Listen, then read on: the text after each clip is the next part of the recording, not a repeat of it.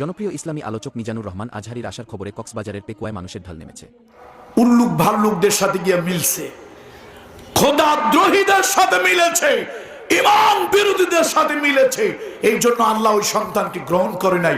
এ মুসলমানের বাচ্চা, তুমি মুসলমানের সন্তান, আলেমদের বিপক্ষে কাজ করো, ইসলামী আন্দোলনের বিপক্ষে কাজ করো, কোরআনের বিরুদ্ধে মিছিল দাও। তোমার তো কলিজায় ভয় হওয়া দরকার, আল্লাহ লানাত নূহুর সন্তানের মতো আমার উপরে পড়ে না যায়।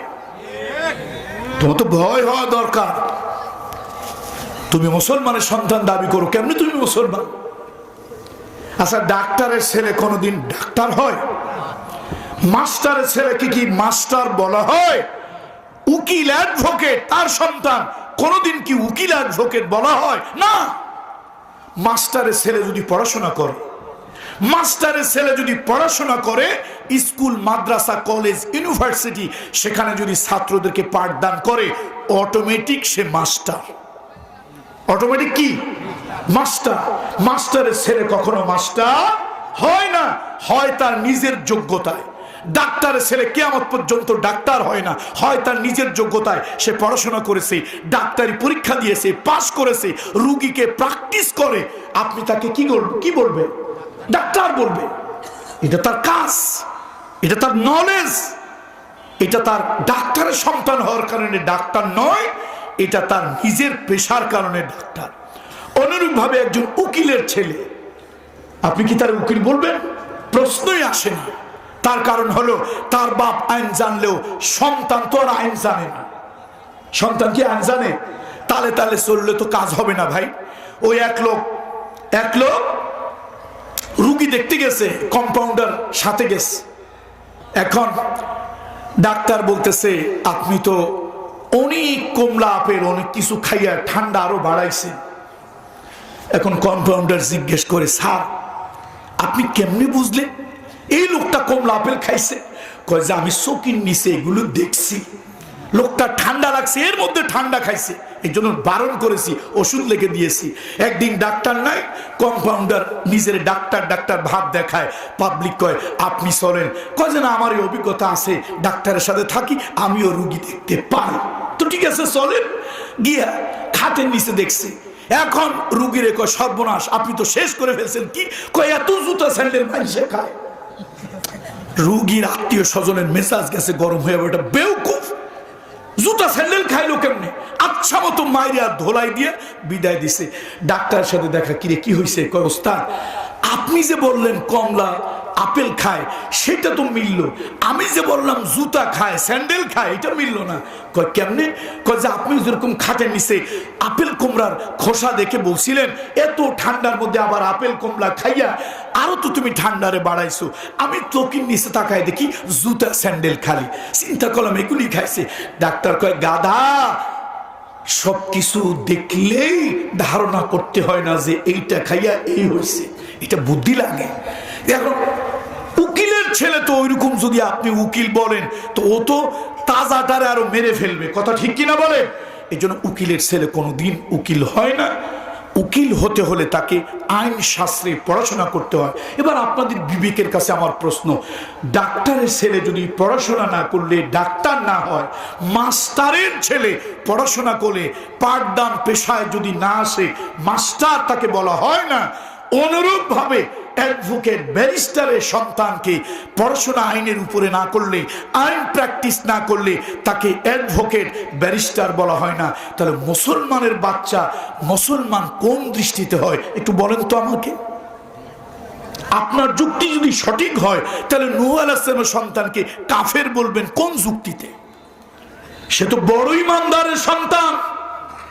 আর আল্লাহ তাআলা কোরআনুল কারীমে বলতেছে ইন্নাহু লাইসা মিন আহলিক। এই পয়গম্বর, আপনি সন্তানকে জাহাজে উঠতে বলবেন না। আরে আপনার ঔরসে হলো কি হবে? এই কুলাঙ্গার, আল্লাহ বিরোধী, নবী বিরোধী, ইসলাম বিরোধী, আদর্শ বিরোধী, তাদের সাথে ও জোট বাঁধে, তাদের সাথে মিছিল মিটিং করে, তাদের সাথেও সারা পরামর্শ করে। এই সন্তান ইমানদারের সাথে জাহাজে কিস্তিতে উঠতে পারে না। আমি আল্লাহ তাআলা নাম কেটে দিয়েছি, ওকে উঠানোর জন্য চেষ্টা করবেন না। আমার কলিজার টুকরা যুবক বন্ধুরা, কলিজার টুকরা যুবক বন্ধুরা, নবীর আদর্শ না মেনে তার সন্তান যদি বেদিন কাফের হতে পারে, তো আপনি আমি যে বাবার সন্তান আল্লাহর দিন রসুলের তরিকা, আল্লাহর শরিয়ত, রসুলের সুন্নাত, আল্লাহর কোরআন, আল্লাহর ইসলাম গ্রহণ না করে ইসলাম বিরোধী বিভিন্ন মতবাদ গ্রহণ করে কোরআনের বিরুদ্ধে মিছিল দিয়া, আল্লাহর আইনের বিরুদ্ধে মিছিল দিয়া কেমন করে আমি মুসলমানের বাচ্চা থাকি, এটা তো আমার বুঝে আসে না। আসুন আল্লাহ তাআলা পয়গম্বর নূহ আলাইহিস সালামের স্ত্রীর কথা আপনাদেরকে শোনাচ্ছে, লূত আলাইহিস সালামের স্ত্রীর কথা শোনাচ্ছেন। নবীর অধীনস্থ স্ত্রী হয়ে, কনজুগাল লাইফের পার্টনার হয়েও বেহেশতে যেতে পারেননি, বরং দুনিয়াতেই আল্লাহর গজবে ধ্বংস হয়ে গিয়েছে।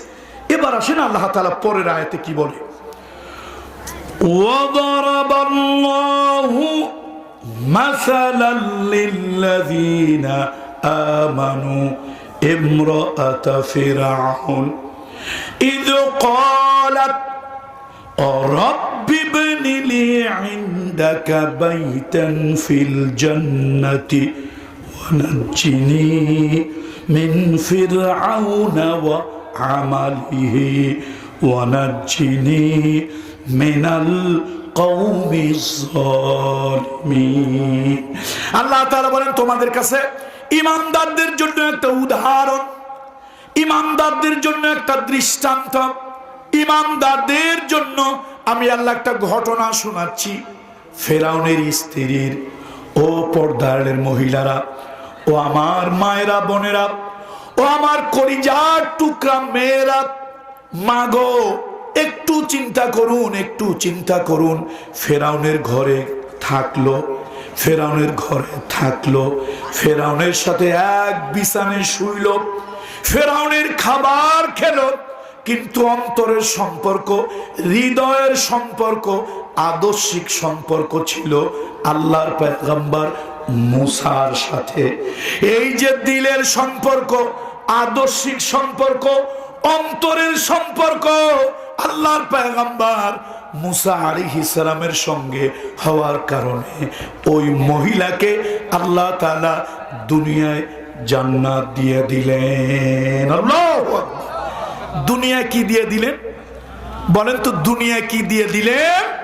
আল্লাহ তাআলা দুনিয়ায় বেহেশত দিয়ে দিলেন, দুনিয়ায় জান্নাত। কি সৌভাগ্যবতী নারী! দুজন লোকের জীবনী পড়ে আমি মুগ্ধ হয়েছি, আকৃষ্ট হয়েছি। একজন হলেন রাসূলুল্লাহর হিজরতের বন্ধু আবু বকর সিদ্দিক, সকলে ভক্তি সহকারে পড়েন রাদিয়াল্লাহু তাআলা আনহু। এই লোকটা, তার জীবনে আমাকে মুগ্ধ করেছে। মুগ্ধ করেছে কেন?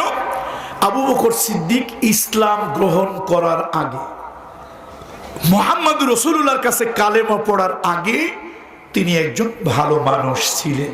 সুবহানাল্লাহ বলবেন না? তিনি কখনো মিথ্যা কথা বলেননি, ওজনে কম দেননি, খাদ্যে ভেজাল দেননি, মানুষের সাথে ধোঁকাবাজি, ধান্দাবাজি, দুই নম্বরী এগুলি কখনো করেননি। কি মুসলমানের মধ্যে এই কাজগুলি আছে না? নাই? বরবাদ হয়ে গেল, ধ্বংসপ্রাপ্ত হয়ে গেল, গজবের ভিতরে পড়ে গেল।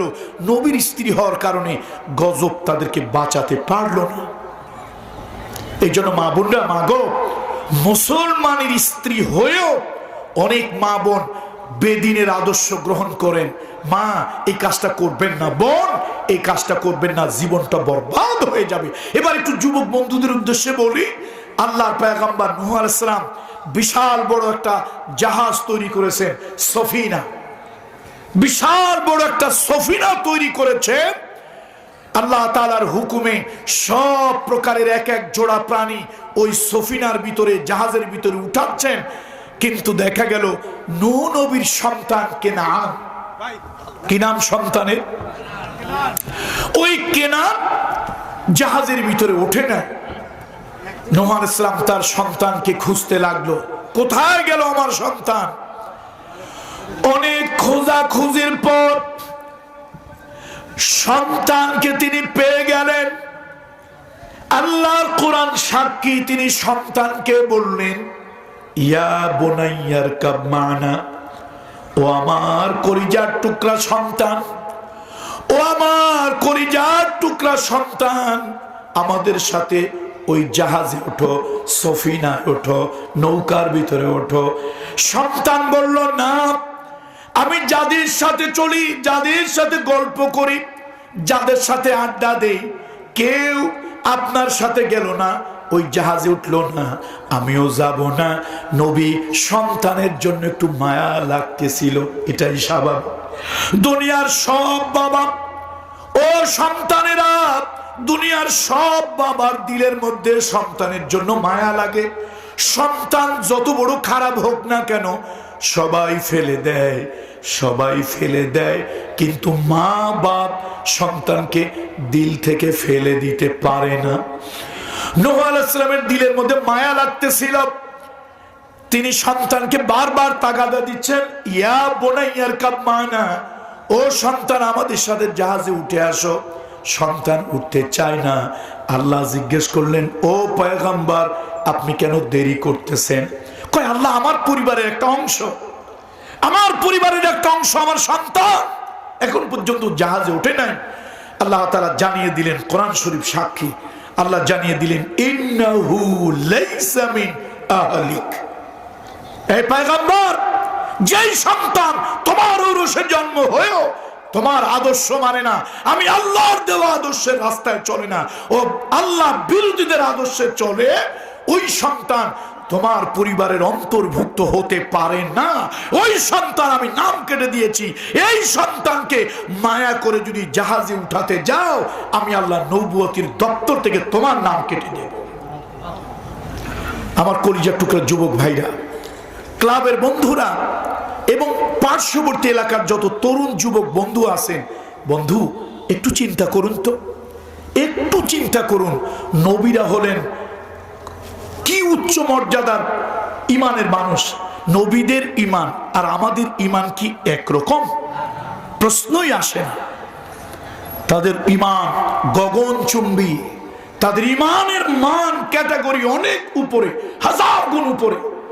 সেই নবীর সন্তান হয়েও তার সন্তান মুসলমান হইতে পারে নাই, শুধু আদর্শের কারণে, সংঘের কারণে।